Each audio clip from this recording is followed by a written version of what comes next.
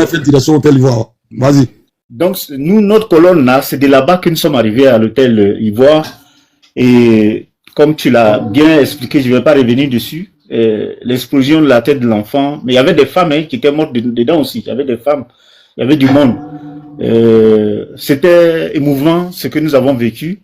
Même les échanges avec Gaby Point là. Moi, j'étais à côté, si la caméra était bien. Gaby Point, au moins, il parlait avec le chef d'état-major de la France là. J'étais à côté avec mon fils et mon neveu. On était là. Et puis, mais il faut dire que le président Gbagbo, comme quelqu'un le disait, ce monsieur, je ne sais pas comment il faut qualifier son cas, quoi. Le monsieur, de toute sa vie, c'est l'injustice. Souvent, je me retrouve en lui, Je me retrouve en lui. C'est-à-dire de sa propre famille biologique, de ses cousins, de sa région.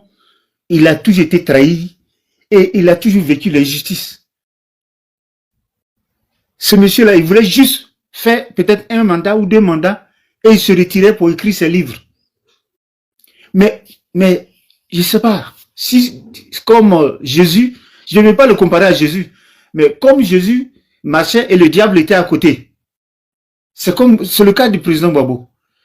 Et les gens ne comprennent pas pourquoi nous autres, on se fait, je sais pas dire du tort, mais on se fait mal à continuer à le suivre. Parce que c'est inexplicable. On ne peut pas expliquer.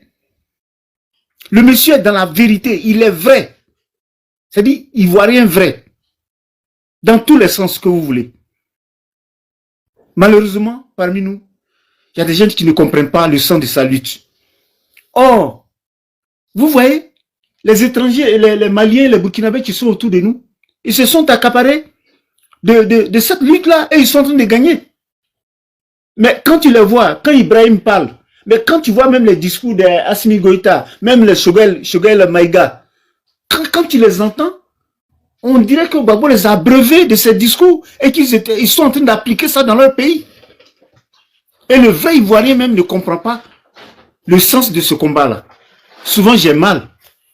J'ai très mal. Et on est là.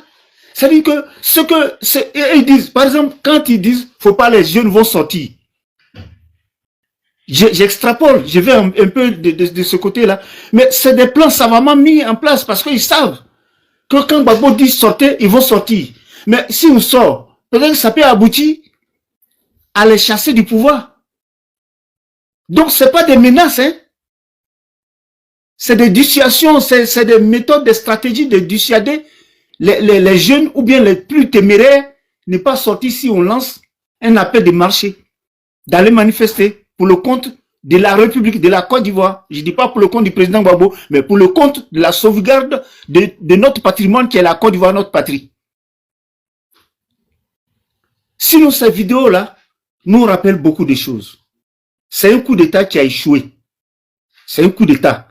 Quand l'ordinateur qu'ils ont ramassé là-bas, c'est pas un seul, Il y avait plusieurs. Devant nous, tout est passé devant nous. Quand les gendarmes ont pris ça, ils avaient planifié tout dedans. C'était un coup d'État. Même, il y en a qui exagéraient pour dire que dans le char, il y avait le monsieur là, votre président actuel là, il était dans un char.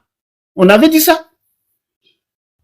Et quand ça a échoué, c'est là que ils ont, on ne l'a pas vu, mais c'est là que ils ont cherché à partir. Si on a applaudi, comme Johan l'a dit, après le départ des Français, quand les Français ont commencé à partir, mais c'est parce que on avait dit qu'on avait gagné le combat. C'est-à-dire, on a fait échouer le plan qui était mis en place. Mais quand ils venaient, il y en a qui partaient directement dans la résidence du président Gbagbo. C'est la foule qui a fait qu'ils ont dévié. Sinon, l'hôtel Ivoire n'était pas prévu. C'est parce que c'est l'espace qui était approprié pour pouvoir se mettre là. Sinon, ils ne savaient plus où partir. C'est la foule. On avait fait vraiment un bouclier humain qui était impressionnant, qui faisait peur. Mais moi je suis parti en culotte, avec plein de crêpes. On était vraiment préparés comme des sportifs. C'est les armes qu'on n'avait pas, mais on était très, très, très préparés et très, très, très excités même pour en découdre. C'est ça qui leur a fait peur. Et puis, je vais terminer là. Où vous avez vu, ils ont commencé à exploser la tête, on dit l'enfant est monté. Non. il y avait des... Juan, tu te rappelles, il y avait des militaires français qui pleuraient, tu coulais les larmes avec les armes dans les mains. Tu te rappelles? Ouais. Ils coulaient les larmes. Parce qu'il n'y a pas de relève. Ça veut dire, tout le temps qu'ils étaient là, il n'y a pas d'autres militaires qui venaient les remplacer. Et on les a bloqués, on les a coincés. Je me demande même s'il y en a pas qui ont fait pipi sur eux. Hein. C'était fort. Donc, ils ne savaient plus. Ils voulaient même gâter tout pour pouvoir quitter là en même temps. Moi, je pense que c'est ça. Sinon, c'est pas parce que le petit est monté sur le char. Il savait plus où aller. Il savait plus que faire. J'ai dit, il y en a qui coulaient les larmes. Ils tremblaient avec les larmes sur. Il y en a qui ont attrapé les armes là. Ça tremblait dans leurs mains comme ça. Ça tremblait. Moi, j'étais en face avec mon fils. Parce que lui, les gars, moi aussi, je ne me néglige pas. On faisait peur. Le monde qui était là faisait tellement peur. Et ils ne savaient plus quoi faire. Donc, c'est la seule issue qui leur a permis de décanter la situation. Et puis après, il y a eu les négociations. Et puis bon, ils sont partis. Donc, pour dire, c'était un coup d'État manqué. Je m'arrête là. Merci. Merci, ouais. Ouais, ça, c'est pas faux. Les gars, ils avaient chaud parce qu'ils se disaient, la foule qu'ils voyaient là, ils se disaient que c'était fini pour eux. Sinon, quand ils ont, c'est-à-dire que Ghana Boy péter la tête de l'enfant, ils ont fait ça pour trouver une excuse. Sinon, oui, on montait tous les champs, on descendait, oui. on s'amusait, on faisait tout ça, il n'y avait rien. Mais il fallait qu'ils trouvent une issue pour pouvoir gagner temps. Comme on le dit dans notre jargon, pour pouvoir gagner temps. C'est comme ça qu'ils ont tiré sur les petits. Parce que je me rappelle qu'il y en a qui pissaient dans des sachets et ils leur balançaient ça. Hein. Il y en a qui pissaient dans des sachets, on leur balançait. On voulait qu'ils quittent là même à tout prix. On voulait même pas qu'ils restent là et que la nuit tombe. Parce que la nuit, on ne savait pas ce qui allait se passer. Donc nous, on voulait faire chap. Ouais. En pleine journée, là, on voulait qu'ils quittent là. Vas-y, KBBF. Je suis satisfait. C'est-à-dire que je n'ai plus rien à dire. Même que vous avez tout raconté ce qu'on a vécu. En tout cas, je n'ai pas beaucoup de choses à dire. Voilà. Quand on a parlé aux gens, ils vont parler. Vraiment, c'est... Black, tu es là? Black. Oh, wow. Voilà. Ok, ben, vous savez, quand on veut toujours,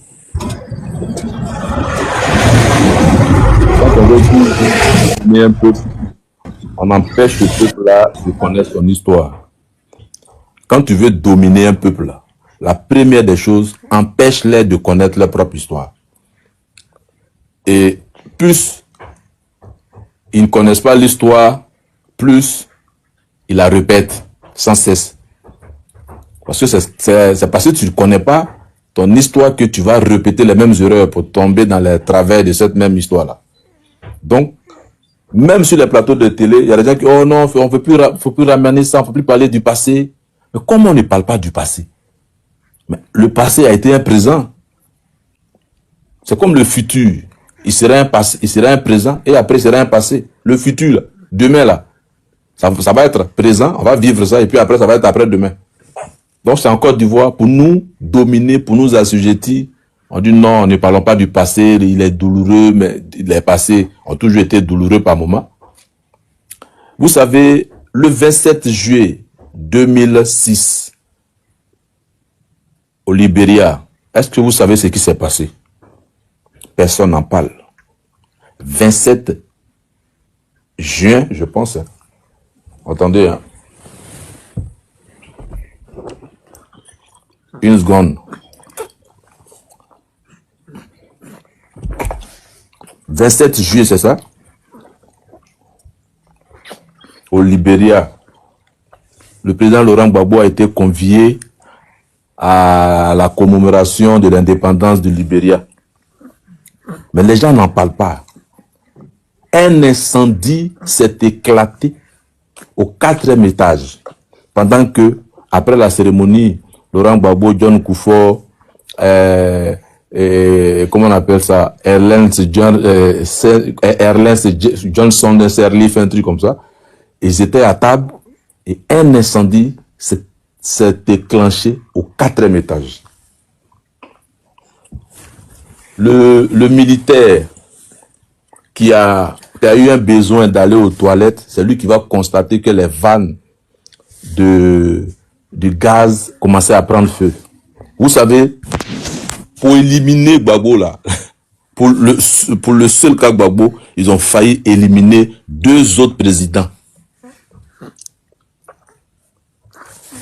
Et ce militaire-là, il s'appelle Eouma.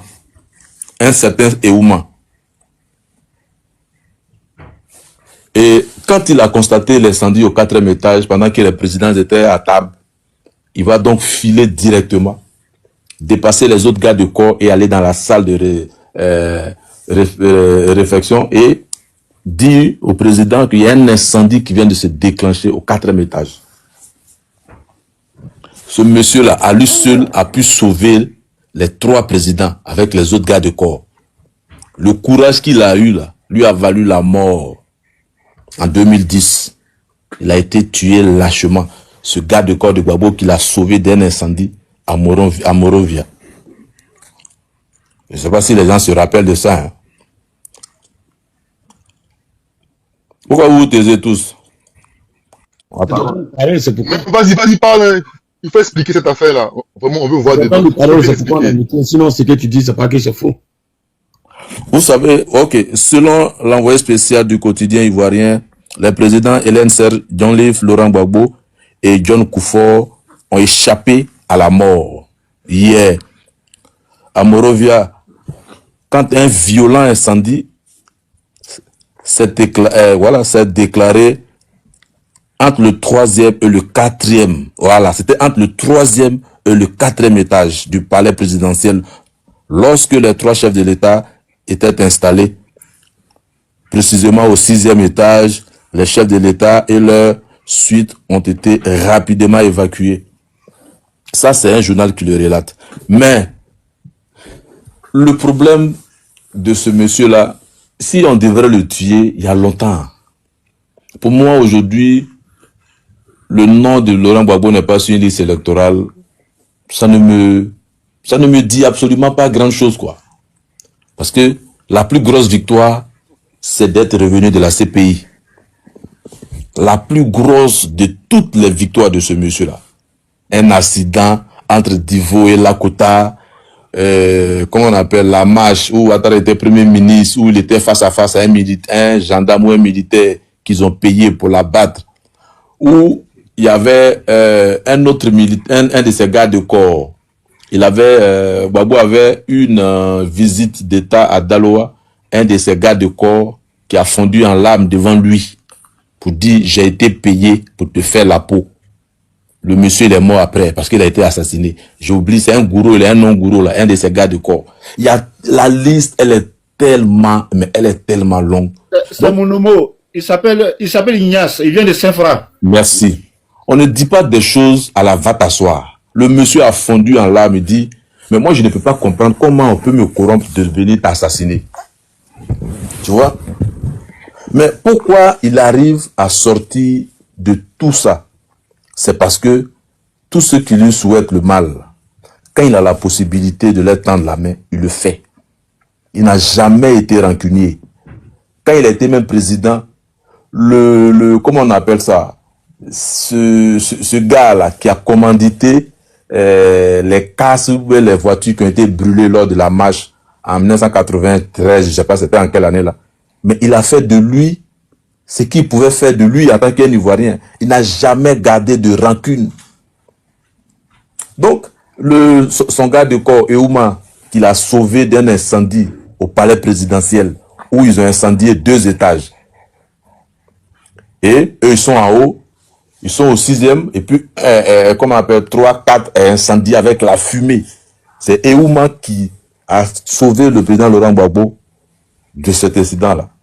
Et quand Gbagbo perd le pouvoir, que son pouvoir disparaît, ils ont traqué ce monsieur-là jusqu'à ce qu'on le tue. Pourquoi? Parce qu'il avait sauvé Gbagbo d'un incendie en 2006. Ce que l'armée française a voulu faire à l'hôtel Ivoire, quand le journaliste lui a posé la question, voilà, c'était à 92, quand le journaliste lui a posé la question, est-ce que tu portes? Il dit non, moi, c'est pas moi ça là. C'est pas moi. Moi, je regarde, je rigole et puis je mène ma petite vie. Je mène ma petite vie. Et ma petite vie. Le m'as-tu vu faire des choses pour plaire aux Ivoiriens là. Non. L'amour là est inné, l'amour est naturel. Aujourd'hui, pour moi, sa plus belle victoire, c'est d'aller à une cour de justice internationale avec plus de 80 témoins, des procureurs corrompus, des juges venant de la Côte d'Ivoire. Ce succès, ils ont pris même ces généraux pour aller le clouer là-bas. Mais le monsieur n'a même pas pu présenter une seule banane. Il n'a même pas pu présenter mais un seul saut de marché. Et puis on lui a dit, tu es acquitté. Dès qu'on dit tu es acquitté, l'État de Côte d'Ivoire fait appel pour l'embêter. Il finit tout ça. Pour rentrer à Abidjan, ça a été un casse-tête chinois tellement difficile. Le mec, il rentre, il crée son parti politique. Vous lui donnez, vous faites tout pour lui donner voilà, un récépissé. Et puis après, non, il n'est pas sur la liste électorale. Pour moi, le monsieur a toujours gagné ses batailles. Et cette bataille-là, il va la gagner, quel que soit le pharaon qui soit au pouvoir en Côte d'Ivoire. Voilà. Il y a des gens qui sont loin de Dieu.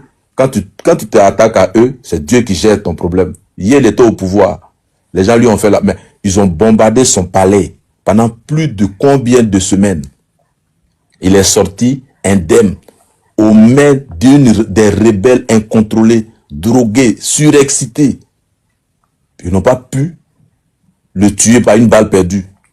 Il est allé, ils l'ont mis dans une petite chambre à l'hôtel du Golfe où chacun venait mettre son doigt sur son front, lui dire du n'importe quoi. Motion. Oui. Black Ivoire, est-ce que tu penses que pour tous ces combats-là, on ne doit pas activer la justice française? Parce que, est-ce que elle n'était pas présente sur les lieux? Est-ce qu'elle n'était pas là? Moi, je pense que vraiment, le président Gbagbo, quand il est sorti de la CPI, il a engagé une procédure contre la France, je crois.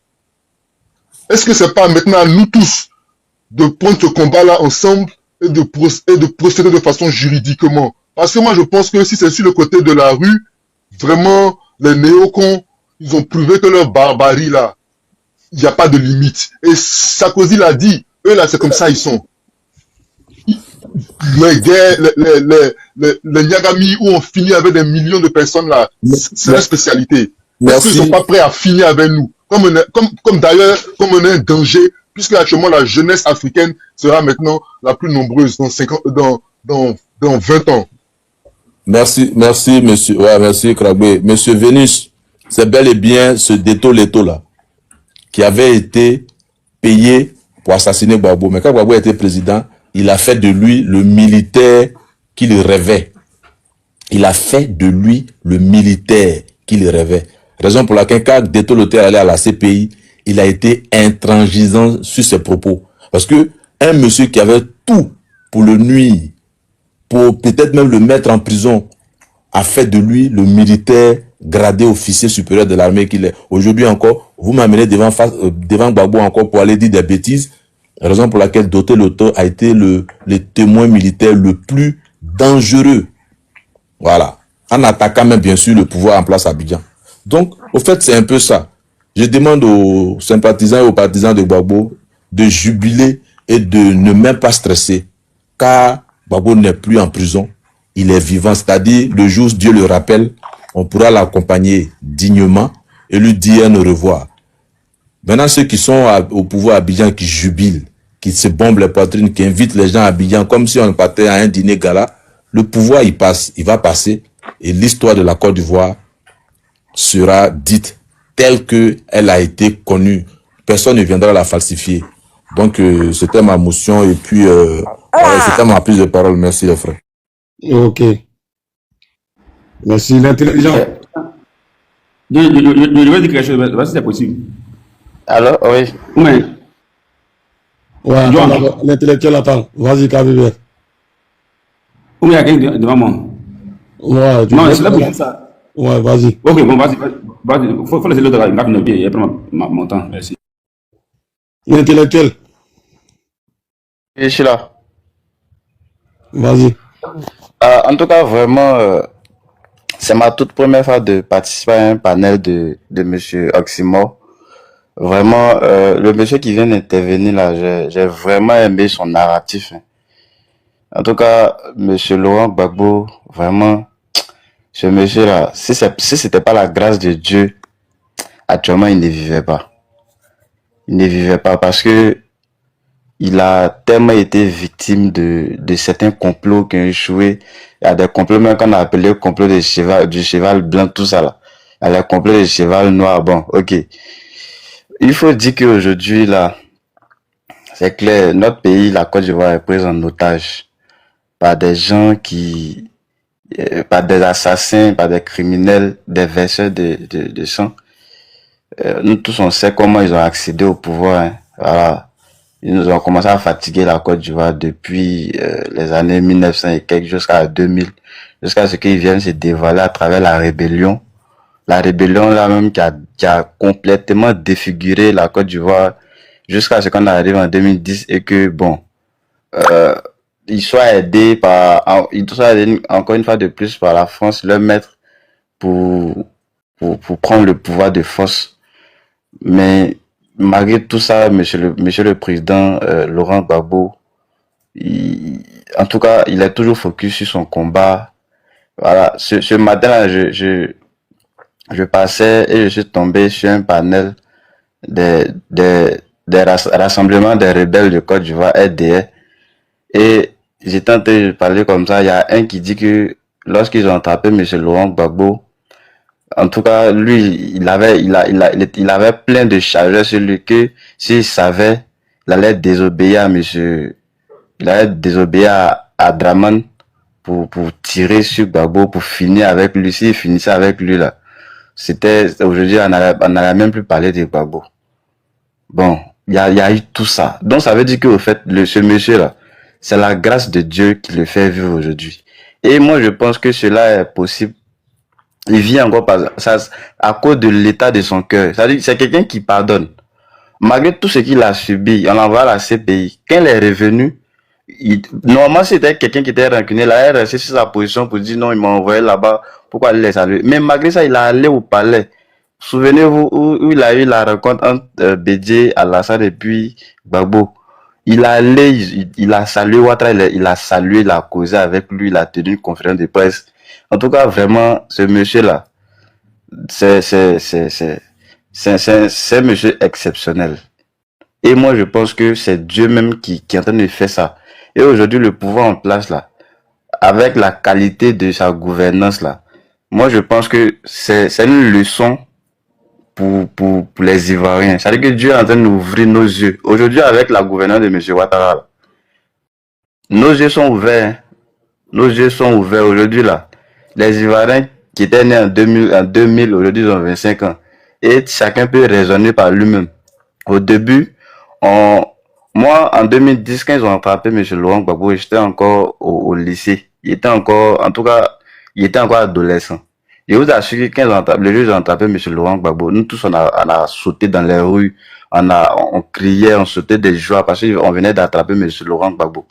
Mais je vous assure que quand on a grandi, quand on a augmenté en âge, on a fait nos recherches et on a vu que vraiment, ce monsieur-là, c'était la plus grande humiliation de la Côte d'Ivoire qui s'était passée en 2010. Et jusqu'à présent, la Côte d'Ivoire continue de subir les affres de cette atrocité-là, de cette injustice.